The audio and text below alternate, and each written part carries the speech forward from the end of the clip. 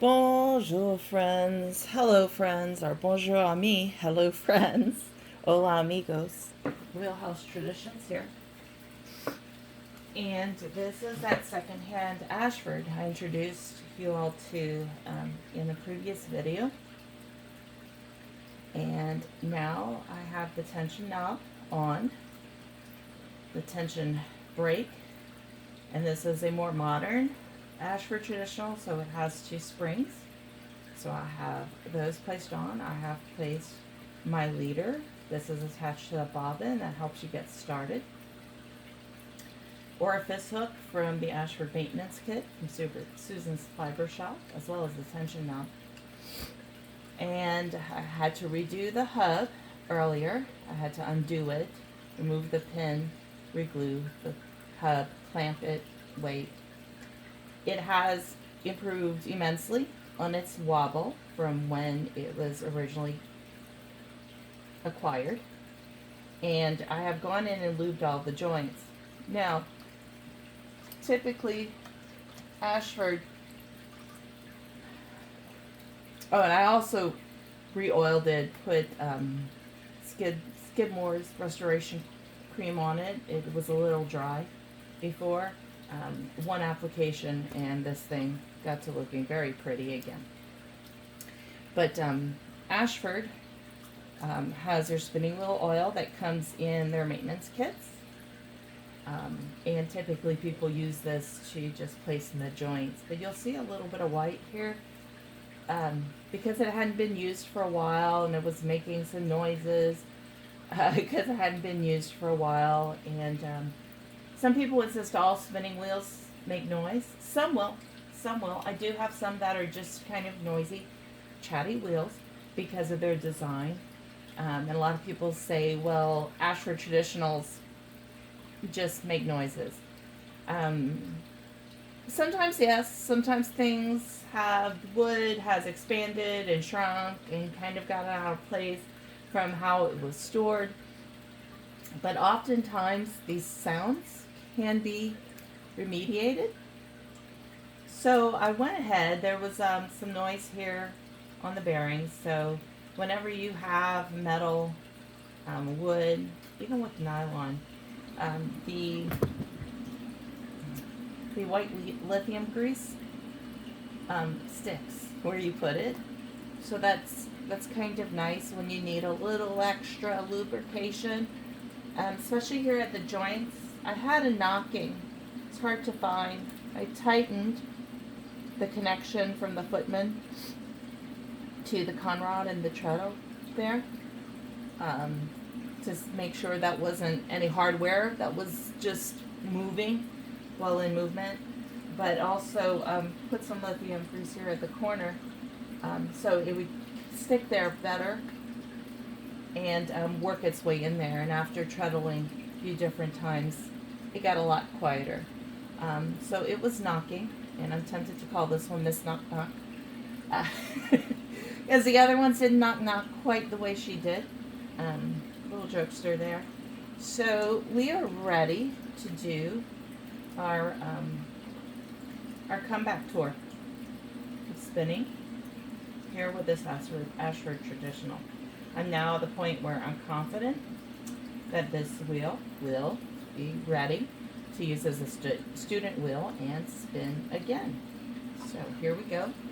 Now, also, for those just learning or unfamiliar, I have here on this flyer, I have two options. I have a larger whirl for a slower ratio.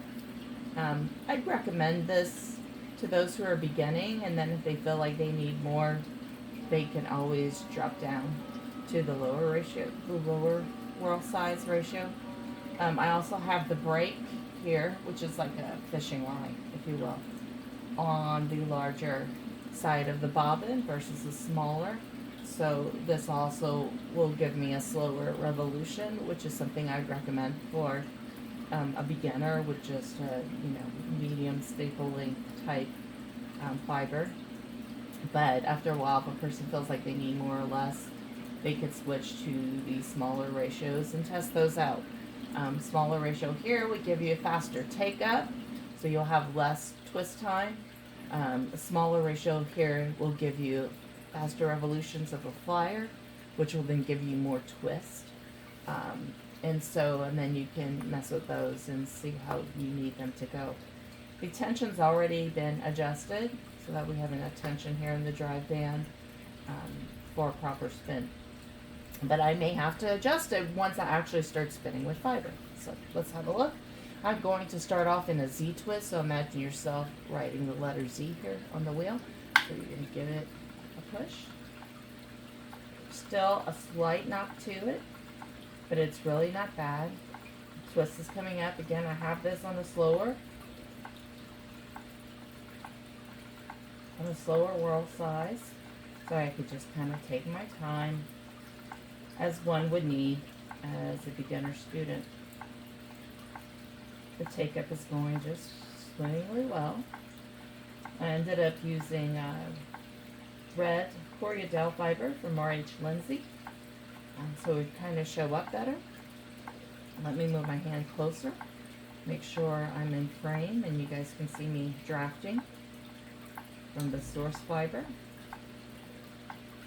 Now, as a beginner spinner, I'm sure you could see on other instructional videos, which this one isn't, and you can still hear that knocking. So I've tightened everything up. There's something, of course this wheel was also out of shape for a while, so I think if I put it on a mat or something, that might actually reduce that. It's not a bad sound, it's just knock knock. So Miss Knock Knock, I think, is this wheel's name. Yes, people do name their wheels. Just kind of this little thing that people do. This one wasn't given to me with a name.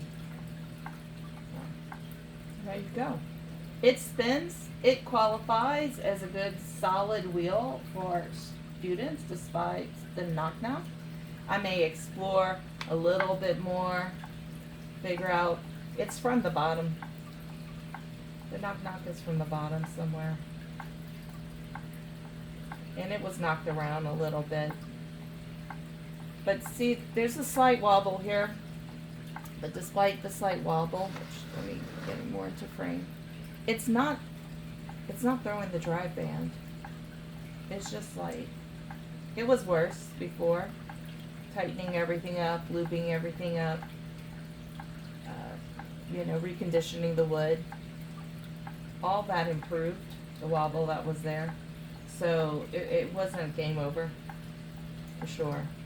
Which that slight wobble could be causing a knock within the system.